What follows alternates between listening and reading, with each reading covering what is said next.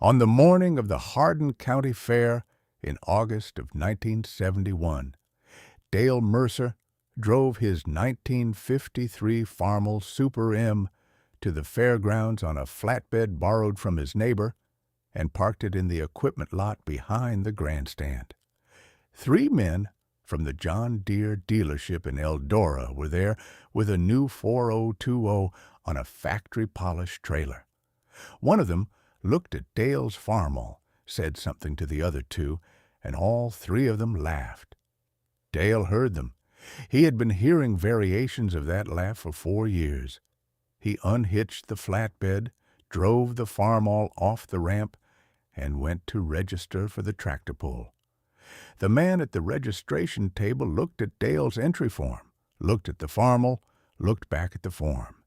He said, "This is the modified class." "That thing stock?" Dale said, "Everything original except the carburetor jet. Legal under modified rules." The man wrote it down without comment. In the modified class that day, there were 11 tractors, a 1969 John Deere 4020, a 1968 Oliver 1850, 2 Farmall 1206s from neighboring operations, a white 2105, a Minneapolis-Moline G1000, and 5 others, all newer, all bigger, all representing someone's recent equipment investment. The 1953 Farmall Super M was the oldest machine on the grounds by 12 years. Dale Mercer was 34 years old, a Hardin County row crop farmer, 280 acres of corn and soybeans, debt-free, with a shop full of tools and a habit of maintaining equipment past the point where most men would have replaced it. He had inherited the Farmall from his father in 1967 when his father retired. He had been told by at least a dozen people in the intervening 4 years, including the men from the Eldora dealership who were laughing in the equipment lot, that the tractor was finished, obsolete, a liability, a piece of history that belonged in a museum rather than a competition. He had spent 11 months rebuilding it for this pull. Let me tell you about the rebuild, because the rebuild is the hidden advantage and understanding. It explains what happened at the pull. Dale's father, Harland, had bought the Farmall Super M new in 1953, one of the last years the model was produced before International Harvester replaced the M series with the 400. The Super M was the peak of the M line, more horsepower than the standard M, a better carburetor, stronger internals. Harland had run it carefully for 14 years, maintaining it the way a man maintains something he plans to use for life. Regular oil changes, valve adjustments every season, keeping the governor set correctly, never pushing the engine past the point where it would start laboring. When Dale inherited it in 1967, the engine had 11,000 hours. Not low hours, but an engine that had never been abused has a different kind of hours than one that has been worked hard and maintained poorly. Harland's 11,000 hours were clean hours. The pistons were still within spec. The bores were good. The main bearings were within tolerance. Dale had decided in 1970 that he was going to pull the Farmall at the 1971 Hardin County Fair. Not because he expected to win, because the men at the Eldora dealership had told him for 4 years that the tractor was finished, and Dale was the kind of man who needed to answer that kind of statement with something more permanent than words. He had pulled the engine that fall and done a complete rebuild over the winter. Bored the cylinder 0.030 over. New pistons, new rings, new rod bearings. He had ported and polished the head himself, following a technique he had read about in a tractor pull magazine, opening the intake and exhaust ports to improve airflow without changing the fundamental character of the engine. He had rejetted the carburetor, the one non-stock modification that was legal under the modified class rules, to run the engine richer at full load. He had balanced the rotating assembly as close as he could manage with a bubble balancer and a careful hand. He had put the engine back together in February, started it in March, spent the spring and summer running it in the fields and listening to it. The engine was better than it had ever been, better than new in the sense that a rebuilt engine with better tolerances and improved airflow is better than the factory specification it started from. Dale knew it. He could feel it in the way the engine pulled at the top of its power band, a long, smooth plateau, rather than the short, sharp peak of a tired engine. He had not told anyone what he had done to it. The men from the Eldora dealership, driving home from the fair that evening, would spend some time trying to understand what had happened. Let me tell you about the pull itself, because the pull is where everything came together and where 12 years of being told the tractor was junk got answered in 3 minutes and 40 seconds. The modified class ran heaviest to lightest. The biggest tractors pulled first, the smaller ones after.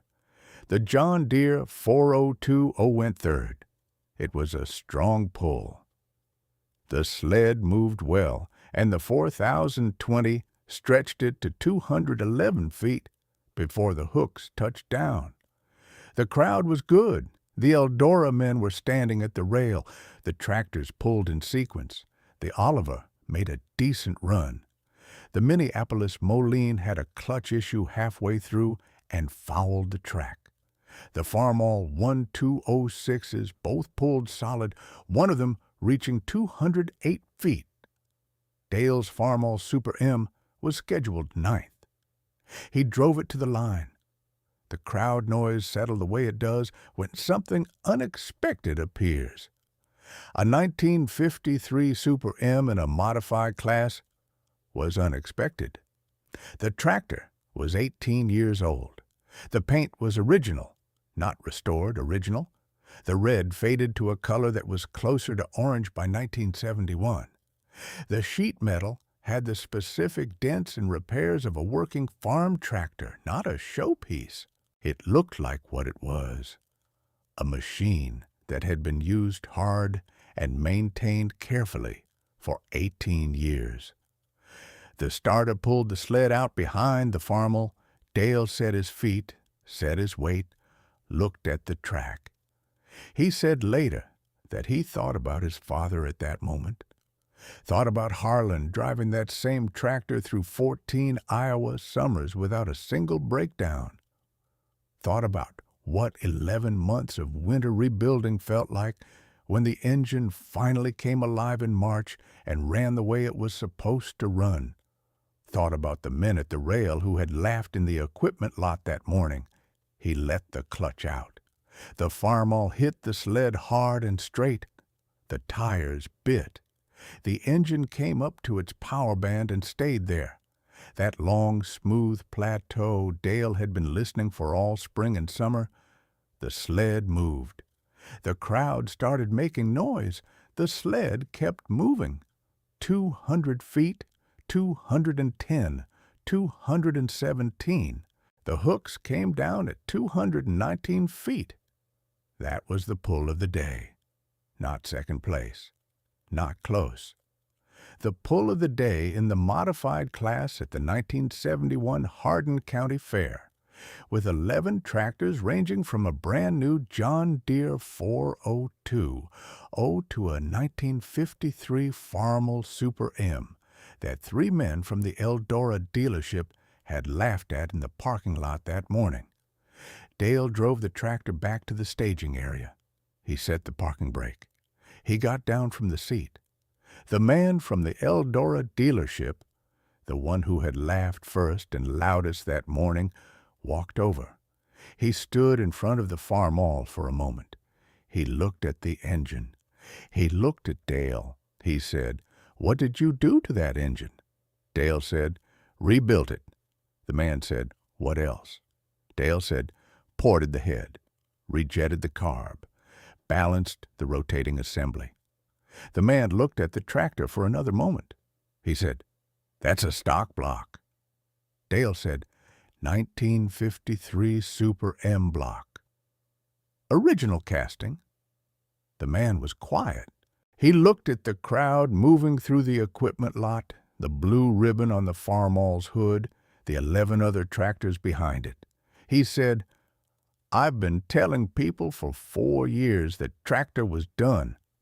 Dale said, "I know." The man said nothing else. He walked back to where the other two were standing. Dale took the blue ribbon off the hood and put it in his shirt pocket. He drove the Farmall onto the flatbed, hitched it to the borrowed truck, and drove home. Subscribe to The Honest Farmer. And tell me in the comments, have you ever rebuilt something that everyone said was finished?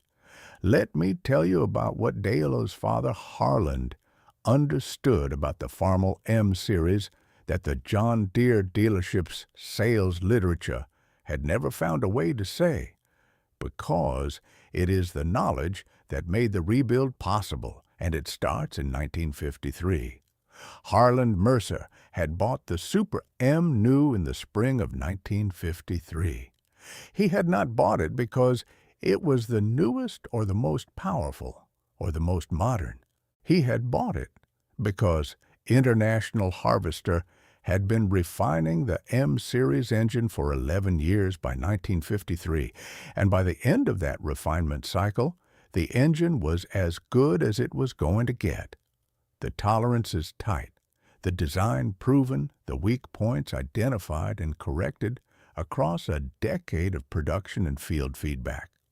Harland had said, "I would rather have the last version of a proven design than the first version of a new one." He had said this in 1953, and he had said it about tractors, but Dale had heard it applied to everything Harland bought and decided and built across the 30 years he had watched his father farm. The principle was consistent. The proven thing, maintained well, outperforms the new thing, used carelessly. The John Deere 4020, that pulled 211 feet at the 1971 Hardin County Fair, was a fine tractor. Dale was not arguing otherwise. The 4020 was a better tractor than the Super M in most of the ways that tractor specifications measure better. More horsepower at the PTO, more hydraulic capacity, more comfortable to operate, more modern in every technical sense. In the fields, on daily farm work, the 4020 was a superior machine.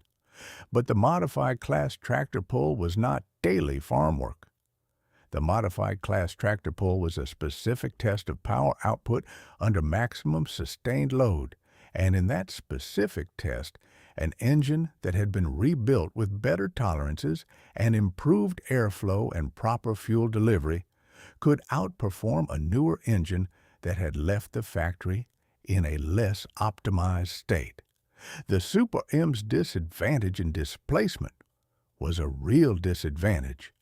Dale had overcome it, not with displacement, but with the quality of the rebuild, and with 18 years of good maintenance history that gave him an engine block in good enough condition to build something exceptional from. This is what the men at the Eldora dealership could not sell in their showroom. They could sell a new tractor. They could sell horsepower and hydraulics and comfort and modernity. They could not sell the knowledge of how to rebuild an old engine better than it was built originally. That knowledge lived in Dale's hands and in the repair manual stacked on his shop shelf and in the things Harland had taught him before he retired. That knowledge was not for sale at any dealership. It was not listed in any sales brochure. It was the specific advantage of a man who understood his equipment at the level of individual tolerances and airflow paths and fuel delivery curves, and who had spent 11 months applying that understanding to a machine that everyone else had written off. Let me tell you about the almost quit moment, because there was one, and it happened in January of 1971 in the middle of the rebuild. Dale had pulled the engine in October of 1970. He had the block bored in November at the machine shop in Eldora. He had the headwork done in December. In January, he was assembling the engine on the stand in his shop when he found something he had not expected. The number 3 connecting rod had a hairline crack at the small end. Not a failure. The rod had not failed. But under the stress of a full load pull, a hairline crack at the small end of a connecting rod was a failure waiting to happen. The kind of failure that throws a rod through the side of the block. The kind of failure that turns an engine into scrap. Dale had sat on the shop floor with the rod in his hands for a long time. He had 2 options. Find a replacement rod, which meant locating a 1953 Super M connecting rod in late 1970, not an easy proposition, or pull the tractor from the pull and put the engine back together for field work with the cracked rod and a reduced power target that wouldn't stress it to failure. The pull had been his idea. Nobody had asked him to do it. The men at the dealership had not challenged him to it. He had decided on his own to answer their laughing with a blue ribbon. And now he was sitting on his shop floor in January with a cracked connecting rod and the reasonable option of quietly dropping the whole plan and farming with the tractor the way he always had. He thought about this for a while. He put the rod on his workbench. He went inside and ate dinner. He came back out to the shop. He looked at the cracked rod for another hour. He called the International Harvester dealer in Iowa Falls the following morning. The man there knew of 2 Super M connecting rods at a salvage operation in Ames. Dale drove to Ames on a Wednesday, found the rods, bought both of them for $8 apiece, drove home. The rods were in better condition than the one they replaced. He was back on the build by the following week. He never told anyone about the cracked rod or the drive to Ames or the hour on the shop floor. Not his wife, not his neighbors, not the men from the Eldora dealership after the pull. He mentioned it to me 40 years later when I asked him whether he had ever considered not doing the pull. He said, once, for about an evening. He said, the tractor deserved better than a cracked rod. So I found a better rod, that's it. That's the whole almost quit moment. An evening on the shop floor, a drive to Ames, $8 apiece for 2 connecting rods, and a decision that the tractor deserved better. The blue ribbon is still in his shirt pocket. Not literally. It's in a frame on the shop wall beside a photograph of Harland driving the same Farmall through a 1961 Iowa summer. The tractor red and new-looking, Harland's hand on the wheel, the corn coming up behind him. Dale is 84 years old. The Farmall Super M is in the barn. He starts it every spring, runs it around the yard, shuts it down, puts it away. It runs the way a rebuilt engine runs. Better than it has to, because someone spent 11 months making sure of it. The 3 men from the Eldora dealership.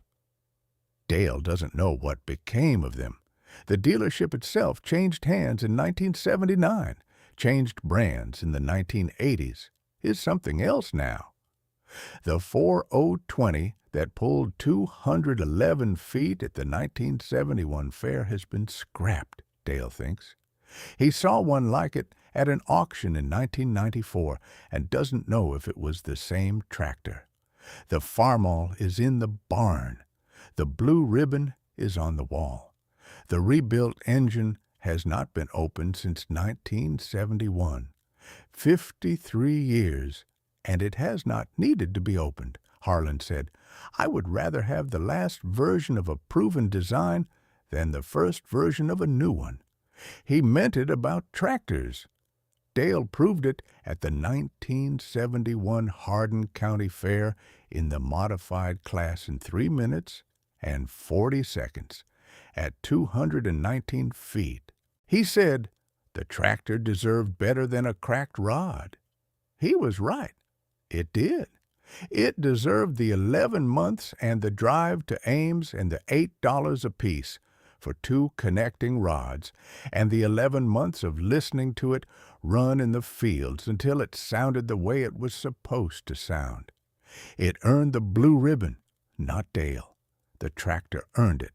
Subscribe to The Honest Farmer. Hit the bell. Tell me in the comments, does your family have a machine that earned something nobody expected it to earn? What Harlan understood in 1953 and Dale proved in 1971 is the same thing. A proven design, maintained with care, rebuilt with knowledge, can outperform a newer thing that was never given the same attention. This is true of tractors. It is probably true of other things. The men at the rail had nothing to say. That was the point. 219 feet. Pull of the day. The oldest machine on the grounds. Let me tell you about what it takes to rebuild an M-Series engine better than factory specification, because the technical knowledge is the hidden advantage, and the men at the rail could not buy it at any price. The International Harvester C 264 engine in the Super M displaces 264 cubic inches. In factory trim, it produced approximately 45 horsepower at the drawbar. This was competitive when the Super M was introduced in 1952, less competitive by 1971 when the John Deere 4020 was producing 91 horsepower and more from a turbocharged diesel. On paper, pulling a fully rebuilt C 264 against a 4020 in a modified class was not rational. The displacement disadvantage alone suggested the Farmall had no business competing with modern equipment, but the modified class tractor pull does not measure peak horsepower. It measures the ability to sustain maximum load over the full length of the track without wheel spin, without bogging, without the kind of power delivery inconsistency that causes a pull to fall short of its potential. In that specific test, what matters is not peak horsepower, but the shape of the power curve, whether the engine delivers power in a long usable plateau or in a narrow spike, and whether the engine is tuned to deliver its maximum output efficiently at the specific RPM range the pull demands.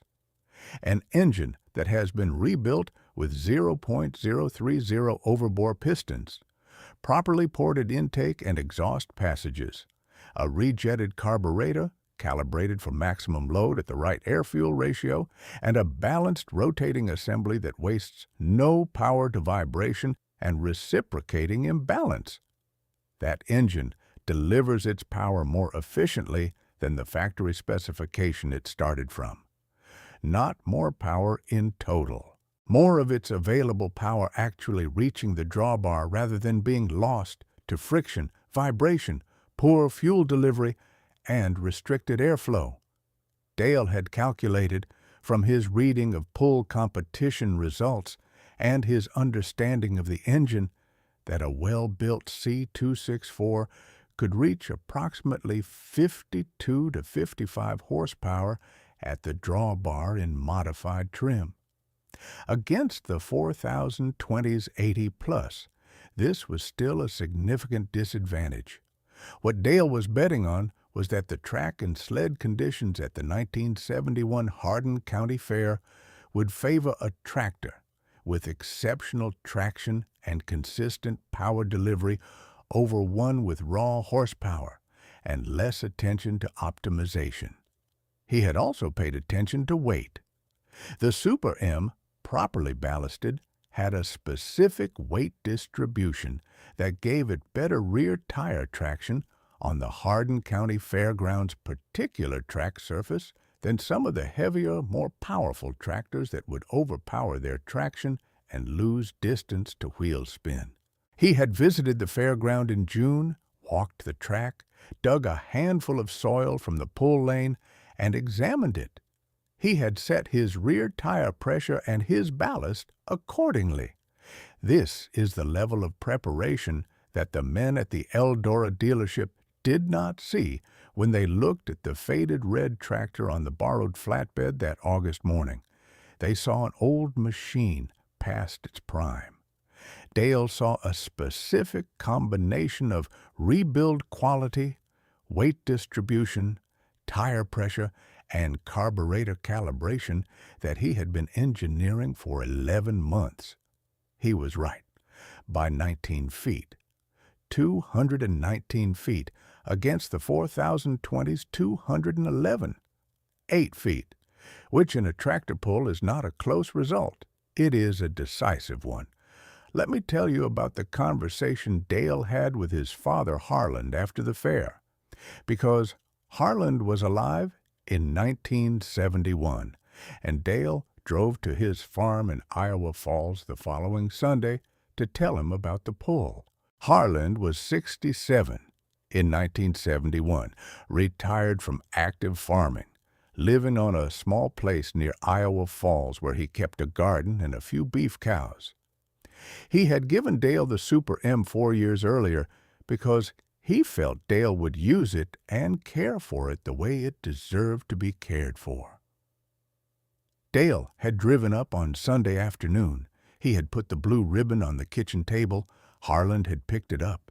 He had looked at it for a while. He had said, "Modified class?" Dale said, "Modified class, 11 tractors. The 4020 from Eldora pulled 211. We pulled 219. Harland had set the ribbon down. He had looked at Dale. He said, "What did you do to it?" Dale had explained the rebuild, the overbore, the headwork, the carb rejetting, the balancing. Harland had listened without interrupting. When Dale finished, Harland was quiet for a moment. Then he said, "I always knew that engine had more in it than I ever asked it for." Dale said, "It did." Harland said, "I was never going to put it in a pull." He looked at the ribbon. "Seems right that you did." He had asked one more question. He said, "The men from the Eldora place, were they there?" Dale said, "They were there when I came in. They laughed at the tractor in the lot." Harland said, "And after?" Dale said, "The one who laughed first came over and asked what I'd done to the engine. I told him. He didn't say anything else." Harland had nodded. He said, "That's better than them not being there." Dale had not understood this at the time. He had thought about it for several years before he understood what Harland meant. The point of the pull had not been to win in the absence of doubt. The point had been to win in the presence of the men who had expressed the doubt. The blue ribbon meant more because they were there when it happened. Harland had understood this immediately. It had taken Dale longer. Let me tell you about the one conversation Dale had with the man from the Eldora dealership years later, because it did not happen at the fairground and it did not happen in triumph. And that is why it matters. In 1979, Dale saw the man, his name was Vern Schultz, at the Eldora grain elevator in October during harvest. They had not spoken since the pull 8 years earlier. Vern was at the elevator with his own grain truck. Dale pulled in behind him. Vern had walked over. He had said, "I've been meaning to say something to you for a few years." Dale had said, "All right." Vern had said, "What I said about that tractor, the laughing in the equipment lot. I want to tell you that was not how I should have conducted myself." Dale had looked at him. He said, "You believed what you were selling." Vern said, "I did. But believing it didn't make it right to laugh at a man for thinking differently." He paused. "And you were right about the tractor." Dale said, "You were right about a lot of things, too. The 4020 is a better tractor for daily work. I know that." Vern said, "It is." He paused. "But it couldn't pull what yours pulled at that fair. And I didn't have an explanation for that for a long time." Dale said, "The rebuild." Vern said, "The rebuild." He shook his head. "I've sold equipment for 30 years. I never saw a man rebuild a tractor to that standard. I didn't think it was possible with that engine." Dale said, "Most men don't try. They buy new instead." Vern said, "Most men buy new because of men like me." He looked at his truck. "I've thought about that pull a lot over the years. I don't think I've ever sold a piece of equipment that could do what that old Farmall did that day."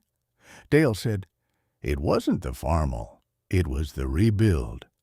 Vern said, "Same thing, with a man like you behind it." They had shaken hands. Vern had driven his truck to the scale. Dale had lined up behind him. He had never mentioned the conversation to anyone, the same way he had never mentioned the cracked connecting rod, or the evening on the shop floor, or the drive to Ames in January of 1971. He told me about it 40 years after the fact, sitting in his shop with the blue ribbon on the wall and the Farmall in the barn and Harlan's photograph above the workbench. He said, "Vern wasn't a bad man. He believed in what he sold the same way my father believed in what he kept. They were just believing in different things." He paused. He said, "The tractor settled the question. That's what pulls are for. 219 feet. The oldest machine on the grounds. The pull of the day." Harlan said, "I always knew that engine had more in it than I ever asked it for." Dale asked it for everything in August of 1971, and the engine answered. That is the whole story. The rest is just the blue ribbon on the wall and the tractor in the barn and the engine that has not been opened in 53 years because a man in a January shop on an Iowa evening decided that the tractor deserved better than a cracked connecting rod and drove to Ames to prove it. Let me tell you about what happened to the Farmall Super M in the years between the 1971 pull and the present day, because the tractor's history after the fair is the second half of the argument, and it is the half that answers the question the men from the Eldora dealership never thought to ask. After the 1971 pull, Dale continued farming with the Super M as his primary tractor on the 280-acre operation. It planted corn, it cultivated soybeans, it pulled the hay rake and the grain wagon. It did everything a working farm tractor does on an Iowa corn and soybean operation from 1971 through the late 1980s, and it did it on the engine that Dale had rebuilt for the pull. The same bored cylinders, the same ported head, the same rejetted carburetor, the same balanced rotating assembly. The engine was never opened again after the 1971 rebuild. Dale maintained it the same way Harlan had maintained it before him. Oil changes on schedule, valve adjustments every fall before winter storage, governor checks, keeping the air cleaner clean, and the cooling system flushed. Preventive maintenance. Consistent, without exception, the same program Harland had run for 14 years before Dale inherited it. In 1988, Dale's son Mark came back to the farm after finishing an agricultural mechanics program in Ames. Mark had grown up watching his father work on the Farmall, had handed Dale tools during the 1971 rebuild without fully understanding what was being built. He understood now. He had spent 2 years studying exactly what his father had done by feel and intuition. Mark had looked at the engine in 1988 and said, "The tolerances are still within spec." He said, "You could probably run this another 20 years without opening it." Dale had said, "Your grandfather ran it 14 years before I rebuilt it. The rebuild has been running 17. He looked at his son. "It will tell us when it needs attention." It told them in 2019, 48 years after the rebuild. A compression check showed the number 2 cylinder down 15 pounds from the others. Still within operating range, but the beginning of the pattern that ends with an engine on a stand and a winter of work. Dale was 82 years old. Mark was 51. Mark had done the rebuild, not because the tractor was failing, because it deserved a second rebuild the same way it had deserved a first one. Carefully, correctly, with knowledge and patience and the right parts. Mark had done the overbore, this time 0.060 over the second overbore of the block's life. He had done the headwork again. He had rebalanced the rotating assembly with a proper dynamic balancer rather than Dale's 1971 bubble balancer. The engine came up on a March morning in 2020. Mark had listened to it the way Dale had listened to it in 1971, waiting for it to tell him whether the work had been done correctly. It told him. Dale had come to the shop when Mark called him. He had stood beside the running engine and listened. He had put his hand on the block to feel for vibration. He had looked at the oil pressure gauge. He had looked at Mark and said, "That's what it sounded like in March of 1971. Mark had said, "Better, I think. The dynamic balance is tighter than what you could do with a bubble balancer." Dale had looked at the engine. He had said, 67 years old, and it still has another rebuild in it. Mark said, "Probably 2. Dale had smiled.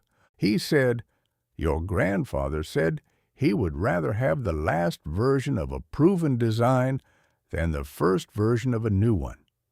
He looked at his son. "I think we are proving him right on a longer timeline than he had in mind." This is what the men at the Eldora dealership could not have predicted in 1971. Not that Dale would win the pull. They might have imagined that, if they had understood the rebuild. What they could not have predicted was that the engine they laughed at in the equipment lot would receive a second professional quality rebuild 48 years later by the son of the man who did the first one, and that it would come up on a March morning in 2020, sounding the way it had sounded in March of 1971. The Eldora John Deere dealership, the specific one where Vern Schultz had worked and laughed on the August morning in 1971, had changed hands twice, changed brands once, and operated under a different name when Dale drove past it on his way to town in 2020. He did not know if anyone who worked there knew the story of the 1971 Hardin County Fair. He assumed they did not. He had not told it to them. The blue ribbon on the wall told it better than he could. The Farmall Super M is in the barn. The rebuilt engine, the second rebuild, Mark's rebuild, done in the winter of 2019 to 2020, has not been opened since the day it was assembled. Dale starts it every spring. Mark starts it in the falls. They keep the maintenance schedule the same way Harland kept it and Dale kept it. Oil on schedule, valves adjusted, cooling system flushed, governor checked. The tractor will not pull at the Hardin County Fair again. Dale is 87 now. Mark has thought about it, but has not decided. The blue ribbon from 1971 would not be eligible as a reason for entering. You cannot enter a competition on the strength of what you did 53 years ago, but the engine would be eligible. The engine is there. The second rebuild is there. 219 feet is still in the record somewhere, if anyone looked. The oldest machine on the grounds pulled the farthest of all of them on an August afternoon in 1971 in Hardin County, Iowa. And nobody who was there has forgotten it, including the man who laughed first in the equipment lot that morning and shook Dale's hand 8 years later at the grain elevator in October. Harland said, "I always knew that engine had more in it than I ever asked it for. Dale asked it for everything once. The engine answered. Mark will ask it for everything again if the farm needs it. The engine will answer again. That is what a proven design, maintained with care and rebuilt with knowledge, does. It answers."